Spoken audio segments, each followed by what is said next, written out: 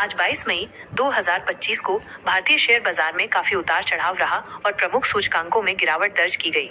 Sensex 644.64 अंक या 0.79% की गिरावट के साथ 80,951.99 पर बंद हुआ। सत्र के दौरान ये 80,489.92 से 81,323.24 के दायरे में कारोबार करता रहा। सेंसेक्स की अधिकांश कंपनियों के शेयर लाल निशान में बंद हुए। निफ्टी -50 भी 203.75 अंक या 0.82% की गिरावट के साथ 24,609.70 पर बंद हुआ। कारोबार के दौरान यह 24,462.40 अंक तक फिसल गया था। बैंक निफ्टी बैंक इंडेक्स भी 133.80 अंक या 0.24% की गिरावट के साथ 54,941.30 पर बंद हुआ। शुरुआती कारोबार में इसमें 400 अंकों से ज्यादा की गिरावट देखी गई थी, लेकिन बाद में कुछ रिकवरी हुई।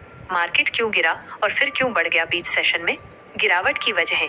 वैश्विक बाजारों में कमजोरी। अमेरिकी बाजारों में रात भर हुई बिकवाली के बाद भारतीय बाजारों की शुरुआत कमजोर हुई। अमेरिका में बॉन्ड यील्ड में बढ़ोतरी और आर्थिक मंदी की चिंताओं ने विदेशी निवेशकों को पैसा निकालने पर मजबूर किया। मुनाफा वसूली। पिछले कुछ दिनों की तेजी के बाद निवेशकों ने कुछ शेयरों में मुनाफा वसूली की। सेक्टरल गिरावट। IT, auto, FMCG, consumer durables और ऑयल एंड गैस जैसे प्रमुख सेक्टर्स में 1% से ज्यादा की गिरावट देखी गई, जिससे बाजार पर दबाव पड़ा। तकनीकी कारण। विश्लेषकों के अनुसार कुछ महत्वपूर्ण समर्थन स्तरों के टूटने से बिकवाली का दबाव बढ़ गया। बीच सेशन में रिकवरी की वजहें। कुछ हद तक गिरावट के बाद निचले स्तरों पर कुछ खरीदारी देखी गई, जिससे बाजार को कुछ हद तक सहारा मिला। कुछ चुनिंदा शेयरों जैसे भारती एयरटेल, इंसाइन बैंक और अल्ट्राटेक सीमेंट में तेजी रही, जिससे गिरावट थोड़ी कम हुई। हालांकि यह रिकवरी बहुत मजबूत नहीं थी और अंत में बाजार लाल निशान में ही बंद हुआ।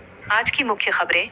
निवेशकों को बड़ा नुकसान। इस गिरावट के कारण निवेशकों के लाखों करोड़ रुपए डूबे। सेक्टरल प्रदर्शन।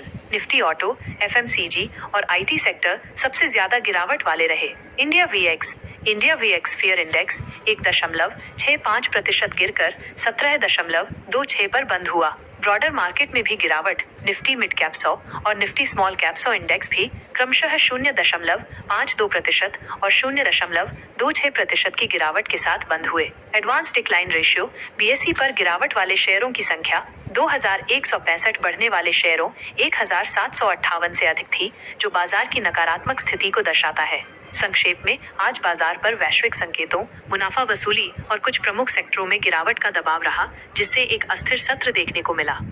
शुक्रिया, बहुत बहुत शुक्रिया वीडियो देखने के लिए। पर डेली अपडेट्स के लिए लाइक और सब्सक्राइब जरूर करें।